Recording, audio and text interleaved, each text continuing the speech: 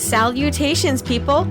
Welcome to Page 3 Killers, Murders That Went Unnoticed, a podcast where we dive into the murder cases that went unnoticed by our nation's newspapers. Hi, Shay.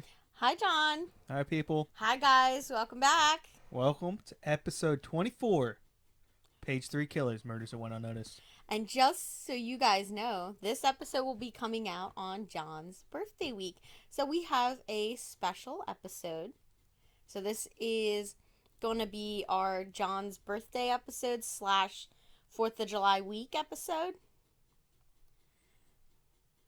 Yeah. So we have a really interesting case. I was born on the 5th, by the way.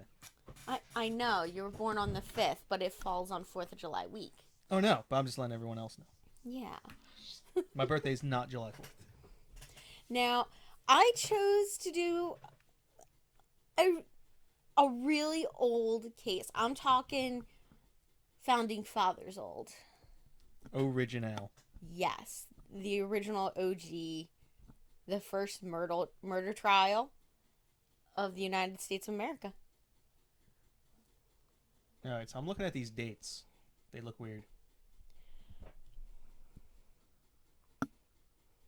1799 is when the first So no one was murdered in America for the first 10 years?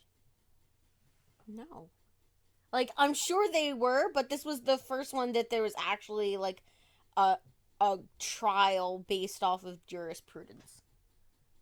Okay. All right? Sure. Yep. Go for it. Okay. So this case that we are going to be talking about is the Manhattan well murder of Elma Sands.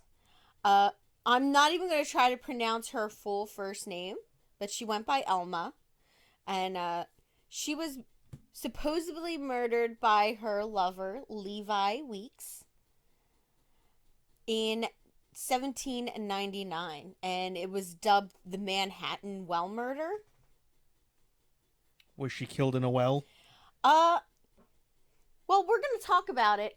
It may have been the murder weapon. Yes, possibly. The well was the murder weapon? That's an interesting way to put it. I mean, it could either be suicide or murder. We'll leave that up to everybody else to decide. Now, let me start off with our news stories for 1799 to 1800.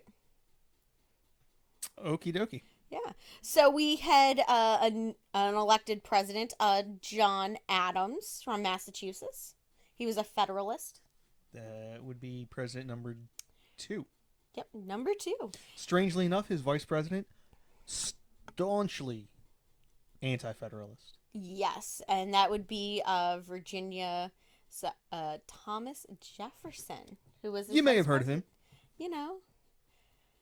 I love this period in American history because presidential history, for 2 reasons.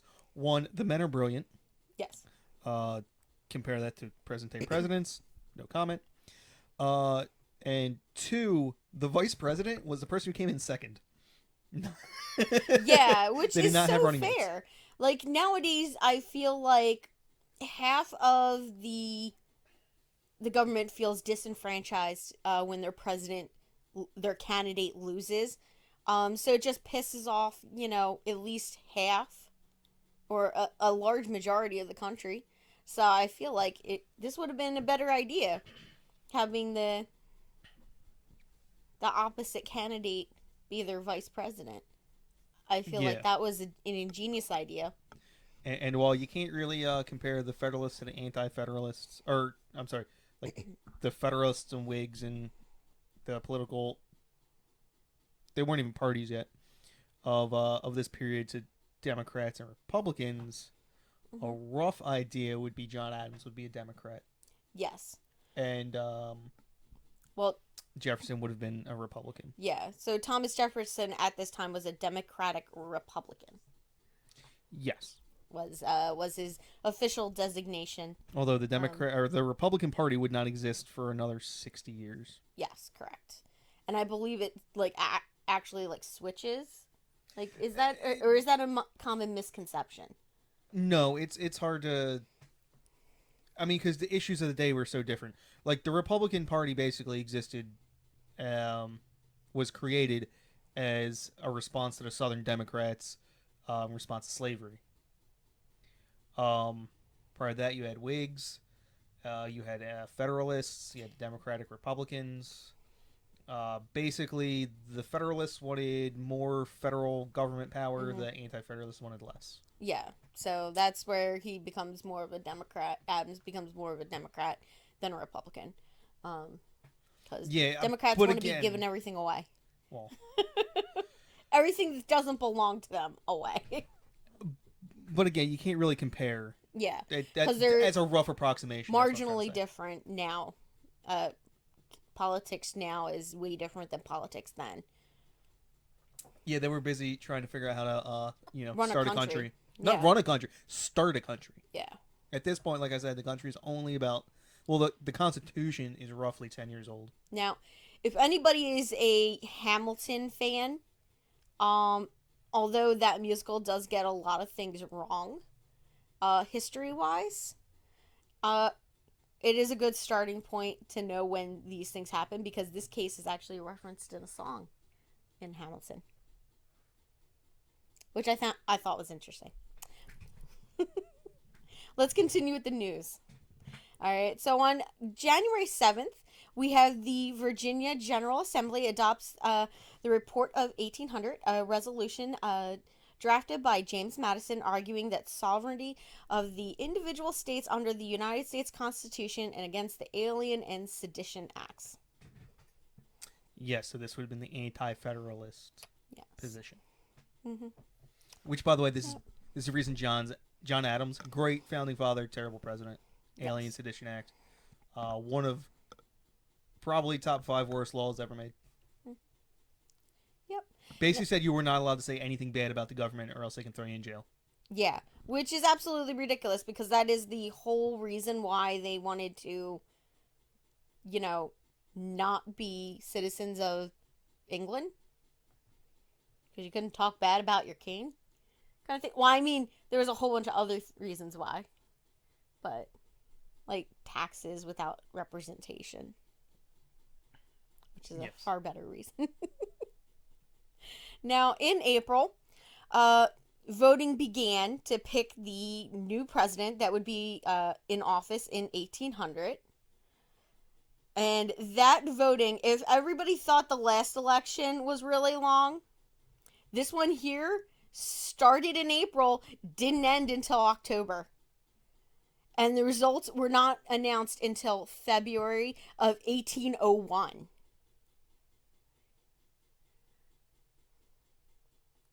I did not know it was that long. Yeah. Of a voting period. I knew it wasn't like today where it's one day. Yeah. So, but yeah, it months to elect a new president. That's crazy. Well, you have to figure, I mean, some people, if you're starting in April, literally, if some person takes 2 days, 3 days to go and vote, they die because they've just missed planting season. Yeah, exactly. Or like the day they need to go planting or pick or something or whatever. Yeah. And it was a very uncertain time those days, right? Everything was trying to kill you. Animals, people, diseases. Yeah, I mean, I guess so. Now, also in April, the U.S. Library of Congress is founded. So they started the Library of Congress. Still the largest library in the world. Yeah. On May 7th, Indiana Territory is formed by an act of Congress as the first new territory created from the lands of the Northwest Territory. That's Indiana was too far west for us at this point. I guess Lewis and Clark hadn't gone out anywhere yet. They still had a couple years. Yeah. Yeah, because that was Jefferson. Now, May 15th, we have Napoleon and his French army of 40,000 men, not including the field artillery and barrage train? Baggage train. Whoops. we're going to cut that. Baggage train of 35,000 light artillery and infantry and 5,000 cavalry began crossing the Alps. He selects the shortest route through the Great St. Bernard Pass and invades after 5 days traversing the northern region of Italy. I feel like this is a path to failure. No, he absolutely routed him. Oh, wow.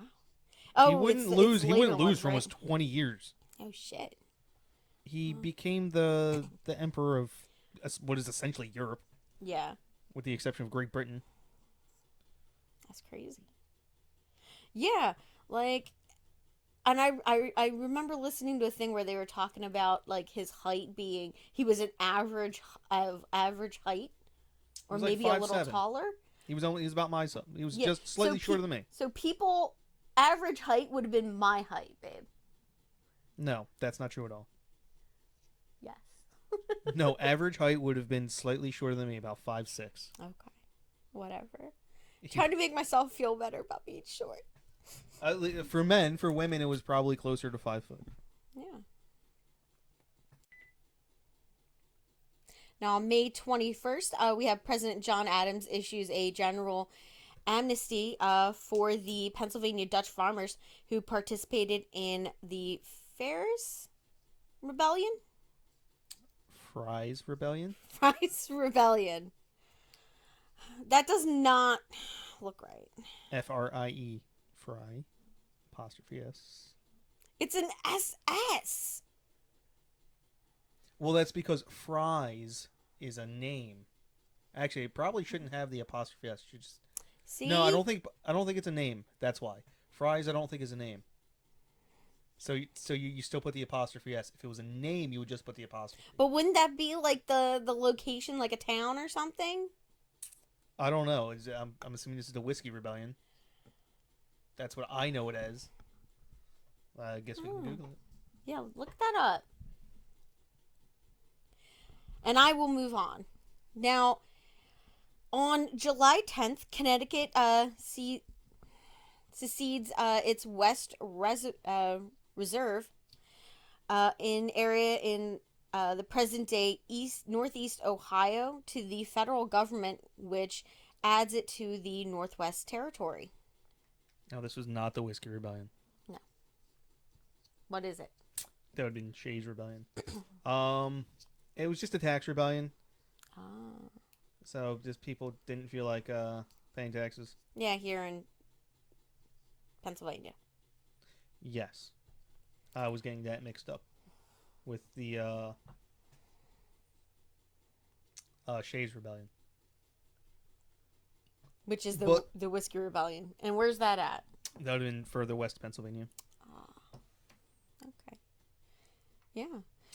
It was also one of the Alien and Sedition Act issues.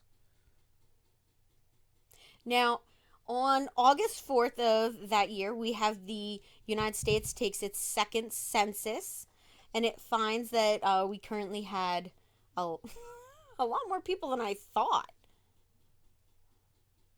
5,308,483 people living in the United States, of which almost 900,000 people were slaves. Well, was it 2/3, 3/4? I can't remember what It's like a 3/4 compromise. They weren't full people. That's what the compromise was. Yeah, that's ridiculous. So what? Was there double that? Or no. So I have no idea how they're coming up with these numbers. If it includes territories, if it includes only admitted states. I think it only includes admitted states. And again, like I said, as part of the Constitution, slaves all did not count as full people. So I don't know if that number is a representation of the actual number of people or the so-called representation of them. Yeah. Because the southern states, as much as they did not like black people, thought they should count towards their numbers for voting purposes. And the North was like, no, no, no, no, no. You just said they're not people. Yeah, you said they're half people, so they shouldn't count. And then the South was like, well, they're like 3/4 people. So, like, they're not real people, but they should still count. That was the argument. Then I would have come back with the, well, are you then counting cattle? That makes no sense, but okay. Well, I mean, you're seeing somebody as a commodity, which is a terrible thing. And they're saying that they're only like half people. If I give, my farm animals names, do they count? Well, are slaves farm animals? Yeah. That would be the conclusion. You'd just be like, oh, no, they don't count as people at all. So that was kind of like the rock and a hard place the North was in. Yeah. So the shittiness that was early America. Watch the Amistad. Yeah? I mean, you've seen it, right? I have not. Oh, the Amistad's like one of the best movies ever about slavery. In terms of like, the cinematics. And the entire argument, they made the entire argument because slaves were property. That was the argument they had to make to free them. Yeah, so essentially there was a bunch of slaves who were quote unquote on trial, and the argument was they're not people, they're property, they can't be put on trial. Yeah. So they have to be left free because they have no owners. Their owners are dead. Okay. All right. Then on August 30th, we have Gabriel Pasteur, slave revolt in Richmond, Virginia, is postponed due to weather.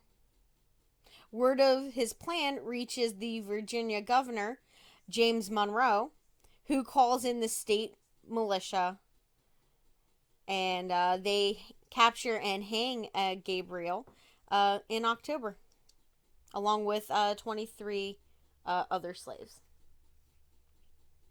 So I consider that part of our city side. I guess so. Yeah. I mean, pretty much all the news from right now sucks. Yeah. It's all gonna suck. I'm sorry, guys. Now, September 30th, we have the Convention of 1800, or the Treaty of Montefiore. Mortefontaine. And it is signed between France and the United States of America, ending the quasi-war. I have no idea what that is. I don't think I've ever learned about this thing. If I had, I'm not particularly familiar with it either, and I like this period. If I had to guess, I'd say it has either something to do with Quebec. Yeah. Or shipping. I believe it has to do with shipping, though. All right. Yeah. And then October 1st, we have the third treaty of, oh my gosh, San Ildefonso? Spain returns Louisiana to France. Yeah, so it's basically a treaty where Spain returns Louisiana to France. Yeah. Yep. Now, November 1st, we had a couple of things happen. We had the U.S. President John Adams becomes the first president of the United States to live in the executive mansion, later named the White House. Then we have the Middlebury College is granted its charter by the Vermont General Assembly. And then on November 17th, the U.S. Congress holds its first Washington, D.C. session. Okay. Yep. And that's it for the news. So all pretty shitty, not very interesting at all. So hopefully the case is much more stimulating for you guys. We're going to roll right into that. Now, this is the start of the Manhattan well murder. Ooh. There's some ghost stories attached to this. Because I guess it comes from that time period where people believed in ghosts. Now, the Manhattan Well mystery is the murder, I said, of Elma Sands.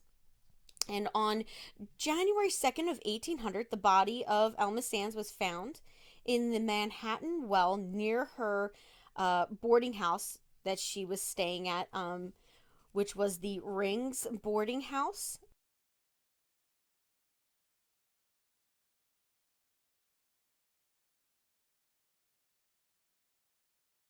And nope, no, okay, there we go. It didn't. Still recording. Okay. Yeah. So, oh man, we're having some technical glitches, guys. Yeah. So this is she is staying at the Rings boarding house on Greenwich Street in New York City. And her boarding house, the address I can give you, because they had it down recorded, was 208 Greenwich Street. And it was run by her cousin Catherine and Eliza Ring, right? Is that Eliza? Elias. That's a weird name. Elias Ring. Now, Catherine and Elma were cousins. I'm not sure if they were like related through mother or father, but they were cousins. So on December of 1799, there were 6 other people living at the Ring boarding house. Hope Sands, who was another cousin of Elma's, Margaret Clark, and Levi Weeks and his apprentice. Now, during Levi's stay at the boarding house, Catherine and Elias noticed that he paid a lot of attention to both Hope and Margaret Clark, but he was seen quite a few times going in and out of Elma's room late at night. Ooh. Little late night rendezvous going on, a little scandalous. What do you think, babe? I got nothing. Yep. Now, on Sunday, December 22nd of 1799, this is the last day that Elma was seen alive. She told her cousin Hope Sands that she and Levi Weeks planned to secretly marry that night. And she started making like arrangements for, getting all dolled up for that ceremony. They were probably going to go to like a justice of the peace or something like that. Did they have that back then? You would go to yeah.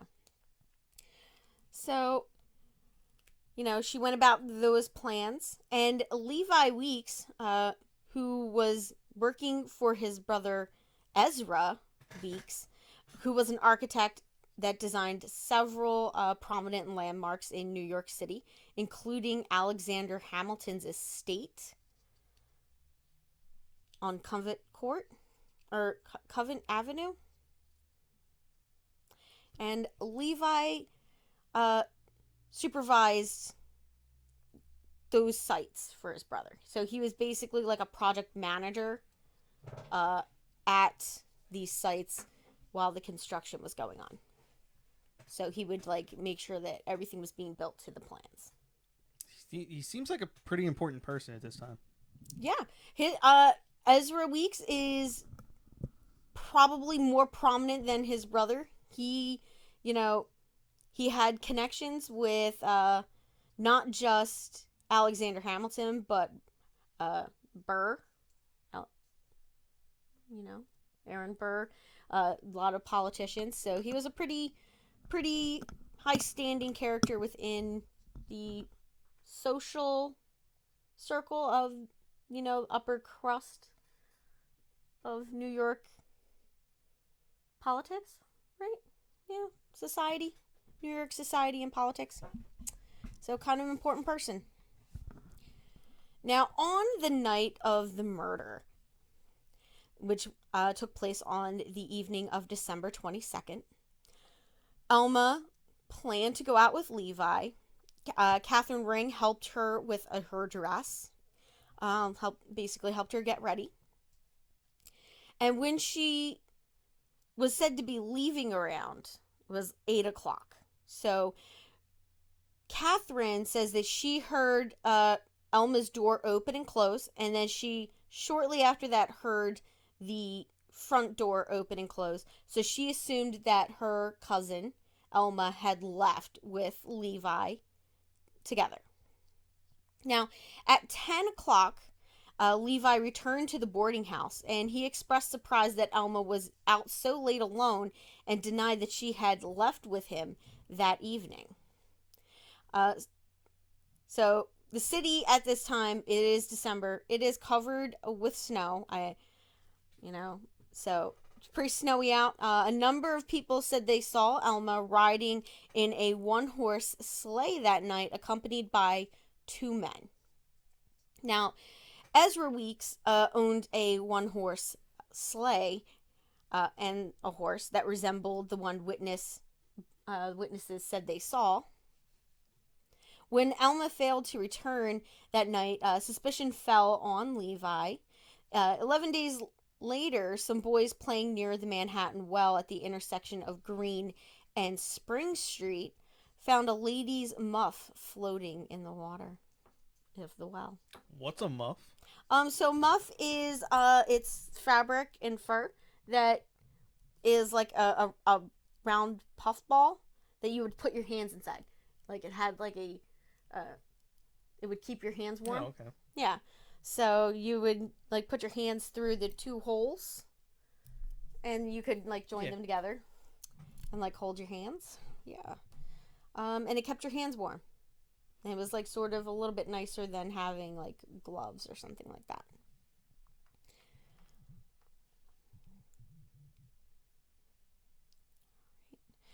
So the well was investigated. I'm not sure if they had police at this time, but it was investigated by, I guess, a couple of men that lived near there. And they pulled out the body of a young woman, which was identified as Elma Sands. Now, a coroner's inquest was held, and an autopsy was performed and found that she had drowned. Now, it was going around that Elma was pregnant at the time, which was why she was trying to facilitate a quick wedding with Levi. And it was determined that she was, in fact, not pregnant at the time. So, that was like kind of a lie that was going around. Don't know who started that one, but that was the gossip. Now, the jury ruled that Elma was murdered, and they indicted Levi Weeks. Now, before the funeral, Elma's body was on public display at the boarding house. When the crowd became too great, the open casket was moved onto the street and was guarded by friends and public officials, with thousands of people passing by every day. Now, Richard Croucher, who also lived in the Sands boarding house, was actively spreading the story that Levi Weeks had killed Elma. He claimed that an accomplice from New Jersey had confessed to helping him. Now, pamphlets were published, possibly by Richard Croucher, implicating and implying that Weeks was guilty of murder. Now, public opinion in New York was decidedly against Levi Weeks. At this time, the New York Gazette and the General Advertiser reported that Elma was planning to marry Levi that night. Now, there were two theories among her friends and family about what truly happened with Elma. Now, one group of people remembered her being depressed and suicidal prior to her death. And then there were those that remember her as happy and cheerful on the night that she disappeared. Now, when Levi Weeks was arrested for murder, everyone in the city started to take a side, and it was very much divided. There were some supporters for him, and then there were a lot that weren't supporters of him. Now, the trial of Levi Weeks was the first of New York City's sensational murder cases, as well as the first American murder trial to be transcribed. See, it wasn't the first murder trial. It was the first one to be transcribed. Now, Big difference. the first American murder trial defense counsel for Levi Weeks was Alexander Hamilton and Aaron Burr. And I feel like he probably got them because his brother was so well connected. Now, like I said, there's a song in Hamilton called Nonstop, which references this trial. Do not take that whole thing as gospel, because like I said, they did take some liberties.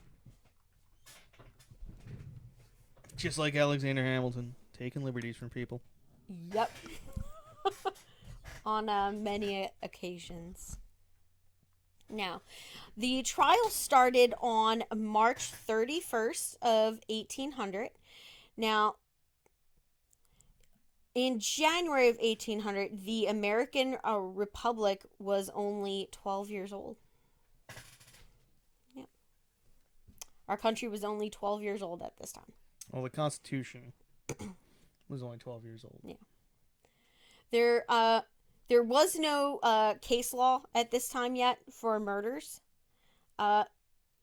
nor criminal lawyers. I mean, there were people that practice law, but I don't think that they really had anything like a defense attorney that you would have nowadays, like that specializes in criminal law. So, because I was looking at this, and apparently you weren't actually allowed, your like attorney wasn't allowed to speak for you. And you could only like defer to an attorney about matters of law. And this is the case that changes that. So that's interesting. Where your attorney is allowed to speak on your behalf and conduct questioning of witnesses. Really? You had to question your own witnesses prior to Yes. this? That's crazy. Mm-hmm. Yeah. Now, Ezra Weeks was wealthy and well-connected, so he hired Alexander Hamilton and Aaron Burr and Blockhoist Livingston to represent his brother. Obviously, I've never heard of the third person on his defense team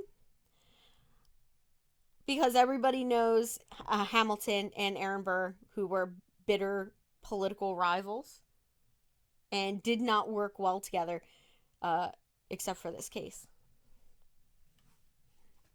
Now, Aaron Burr may have additional motives for being on Levi Weeks' defense team. Apparently, he was one of the founders of the Manhattan Company that owned the well where the body of Elma was found.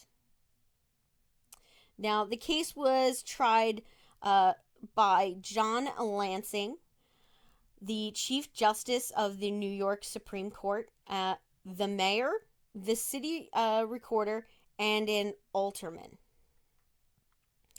Now, the future mayor of New York City, Caldwell, David Colden, was the prosecutor. Now, the prosecution's case was entirely circumstantial. Nobody actually saw Levi with Elma that night. The Rings and other tenants of the boarding house testified to their relationship and the events that they did witness on December 22nd. One of the men who pulled the body from the well testified that her clothes had been torn and that he believed her neck was broken.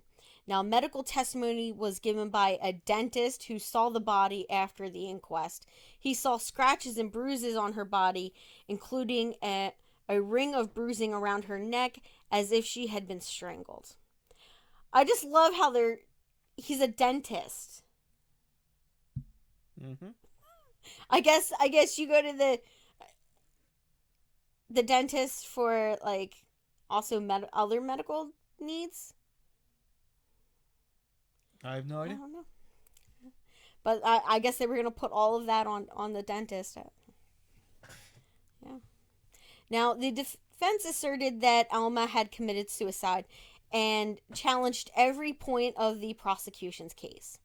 Now, physicians who examined the body for the coroner's jury, who had ruled in the death as a murder, now believed that she had jumped into a well. So they now believed that the injury sustained and damage to her was consistent with somebody jumping into the well of their own volition instead of being murdered. So they contradicted their previous ruling. Now, acquaintances of Elma described her as depressed. One acquaintance said that she had spoken of killing herself with laudanum prior to her death on December 22nd. They even attempted to tarnish Elma's reputation by including testimony that she had slept with her cousin's husband, Elias. So, homegirl got around a little bit, I guess. I mean, well, we know that she was seen with Levi, but they only mentioned this at the trial, that she possibly had an affair with her cousin's husband. I feel like that was just to make her look bad. Now, some said that Elma had been seen leaving with Weeks, and a witness also claimed to have seen Weeks making measurements at the well Sunday before the murder. Now, I could not figure out what making measurements meant back then. I'm assuming that he was measuring the well, which could have been important, something for his brother or something like that. I don't know. But I'm not sure if that means like he was like just chilling out near the well. That makes no sense. Well, making measurements of time, like a leisurely time. Like I couldn't figure out what exactly that meant. Taking measurements or making measurements. So I'm gonna assume that he was measuring the well. Now, Levi Weeks did have an alibi, if you're wondering. He said that he was at his brother's house discussing the next day's building requirements, and their meeting ran kind of late. This was confirmed by his brother, Ezra, and several others who saw him there. Now, one particular dramatic moment took place when the defense was questioning a witness about Richard Croucher spreading the rumors of Weeks' guilt. According to a record of the trial, one of the prisoner's counsel had a candle close to Croucher's face, who stood among the crowd and asked the witness if it was he, and he said it was. That's a very confusing sentence. It is. Now, Aaron Burr claimed in 1858 in his biography, that he held 2 candelabras to Croucher's face and cried, "Behold the murderer, gentlemen." Now, Alexander Hamilton and his family told a story quite differently. His son, John Church Hamilton, wrote that his father held a candle to Croucher's face, and when the prosecution objected, he responded in the deepest tone of his voice, "I have special reasons that when the real culprit is detected and placed before the court will be understood." Basically, inferring that this guy here was the guy that did it, not his client. So they were saying Croucher did it, or yes, whatever his name is. Yeah, which I feel like everything that they say is like incredibly long-winded, and could be shortened. It makes no sense today. just like the grammar. Well, I think it's more that you're taking it just out of context, and Yeah. because if you read, like, I've read books from this era and they speak the same way, but when you read through the book, it makes perfect sense. Yeah.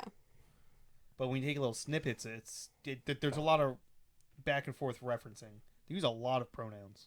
Yeah.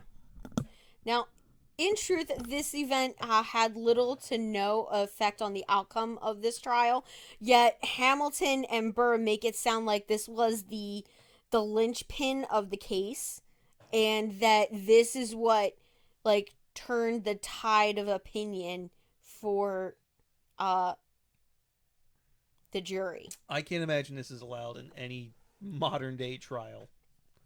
Absolutely not. If either one of them did it. Basically, their entire argument was that, hey, this guy said that our client did it, but he's the one who did it. Yeah. Well, I mean, you could say, all right, listen, this guy has been the biggest staunch, he doesn't really even know Levi, yet he is absolutely adamant that Levi is the killer. Where does he base his information from? Where is his evidence? He, drafted these pamphlets and handed them out. It sort of looks like that of the act of a guilty person. Yeah, to staunchly point the finger at somebody else. You're 100% not allowed to bring that up in court. I know. But yeah, so that was their I mean, true, the entire case by the prosecution was circumstantial. I have no idea how they expected to win with like so little evidence. Now, in 1800, criminal trials rarely lasted more than a day. And this trial was about 15 hours long on the first day. I mean, it ran for about 15 hours on the first day. They had to call an adjournment because everyone was finding it hard to stay awake. So they convened, they basically stopped at 1 a.m. in the morning and basically sequestered all of the jury in the city hall for the rest of the night.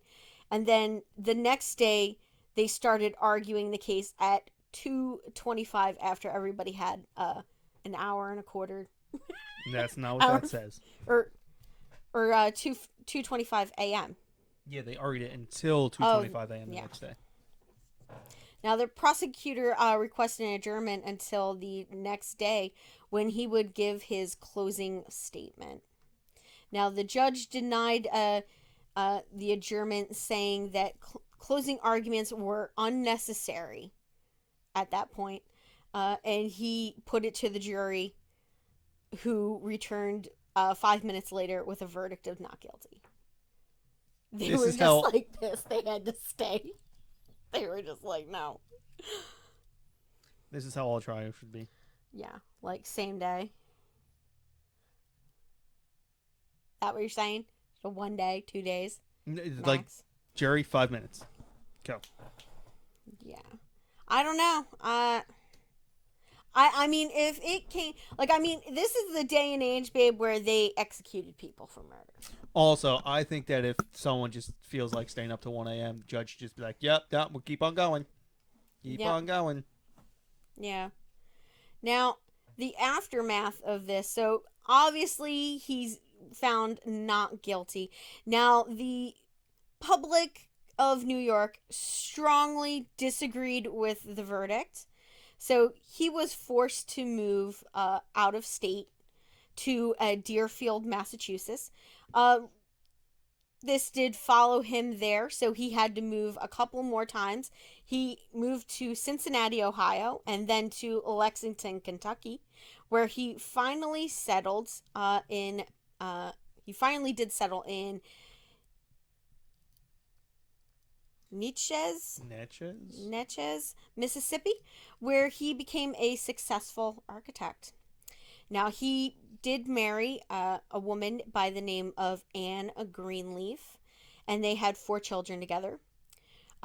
He died in 1819 at the age of 43. You know, that ripe old age of 43. It probably would have been the average average age. Yep. In a house designed by Weeks, which is now a historic landmark. It's the Auburn Mansion. Interesting. Now, there was 3 recorded transcripts of this trial. And the most the most thorough was written by William Coleman, who ended his preface by saying that he would make no statement as to the guilt or innocence of Levi Weeks. Now, Ezra offered him $500 to remove it. Well, at least that one sentence from the preface about his brother. Whether he would, that he would make no statement as to the guilt or innocence of Levi. $500 is a shit ton of money. That's a shit ton of money, yeah. Now, he did increase that offer, and he offered to buy the entire edition for $1,500. It must have been unflattering. Yes. Coleman did refuse that offer as well. And in 1861, it was reported eerie sightings started to be reported from the that were emanating from the Manhattan well. Shrieks were heard and flashes of light were seen in the sky, along with the appearance of a figure draped in white. So, yep, we got our paranormal happenings. So $1,500 would have been about like $30,000. Yeah, that's crazy. Now, something interesting for you guys: you can actually still visit this well. It got covered over, and it now sits in the basement of an H&M on Greenwich Street. We need to go there. I mean, if you say so. Need is not the word I would use. It's in the men's section of H&M. I mean, it's in the basement, right? So it's just... Yeah. Is it just hanging out? Like, can you does customers walk past it? Yeah, you can actually see it. Like, it's like, they have, like, it half covered with a wall. So, like, half of it is sticking out, and it just looks like brick. Like, you can see the actual logo. I don't know why H&M has this property. You'd think there'd be a much cooler company would have this property and be able to exploit that a little bit more. I don't know why. I wonder, people in 1861 said that they started seeing, ghosts and whatnot. I wonder, like, if anybody that works there is like, you have enough people tell you, oh yeah, somebody was murdered in there. You start feeling like it's a little creepy. So, but yeah. So that is the first American murder trial of Levi Weeks and the Manhattan well murder. I feel like I let you down, babe. Yeah, I'm a little underwhelmed. Well, hopefully, the next case that we record will be better. Well, this one and the next one are actually going to be reversed because we will be on vacation next weekend, which will actually come out before this episode. It'll be our last episode for June. Will be our vacation episode. So that one there you're probably looking forward to more. Why would you tell them about something they've already listened to? I'm just saying that. But they've already listened to it. Yeah. So I hope you guys enjoyed that episode. Hope you guys enjoyed it. John is super looking forward to that one, actually. I was looking forward to this one too. Yeah. So what were you expecting? A little bit more drama? Yeah, I thought there was a little bit more to it. I guess, but I mean, it's a 200-year-old murder, so. Yeah. I mean, that I could have like pulled up the transcript and just read you that. I think I might just do that myself. But yeah, that you can do that. Pull up the transcript, take a look at it. If you want to add like a preface to this, you can. To this episode. No. Be like, there's a bunch of stuff we messed up. Yeah. So that is it for John's birthday episode / 4th of July week episode. We still haven't gotten a new sign off yet, so if you guys could drop us some ideas, that would be great. Got anything you want to mention to everybody? You want to talk about? No. I don't like anyone. What? You make things so difficult. You like barely said anything this episode. Well, you have to stop talking for me to talk. You could just say something. I could just start talking over you. You wouldn't have minded that. Make like a hand signal. Let me know. I'll start throwing up some smoke signals next time. I know you did get a little interested in your glass and you were staring at it for a while, which was a little concerning and threw me off. But Well, no, I could because I melted some ice, and when you melt ice in whiskey, all the whatchamacallits get all. the flavors, No, the oils from the barrel that are infused in the whiskey, they get all funky and look really cool. Okay. So that's what I was doing. It's kind of Yeah. checking them out. So, in case you guys were wondering what John was drinking today, what are you drinking? This is the Macallan. Can't remember if it's 12 or 15 year sherry I think it was cask. 12. It's probably 12 because it's really expensive. Yeah. Because it's Macallan, and the 15 probably costs like $200. How much did this one cost? Don't worry about it. It was on sale. It was on sale. all Now, you need to know. every Hey, that's- woman that's- who knows that when they tell their husband it was on sale, Yeah, now I'm doing that to you. it was more money than what he's saying it was. Don't worry about it. All I'm saying is, I did not pay full price for this. That's what you tell me all the time. I got it Yeah. on sale. I got got it it on 2 sale. for 1. Yeah, but you paid twice as much for it. Yeah, but it was 2 for 1. It was on sale. Now, listen, I don't do that with $60 whiskey. What makes you think it was $60? Because I'm guessing it's a $120 bottle, and I'm hoping No. that it was 50% off. No. It's not a $120 bottle. Don't worry about it. Just say goodbye. I'm gonna look this up now. The Macallan. No, I'm not gonna 12-year look it up, babe. Sherry I'm cask. not. I'm not gonna do that. That's kind of mean. I trust you. Let me. You're not gonna just say goodbye. All right. We're Bye, gonna end. guys.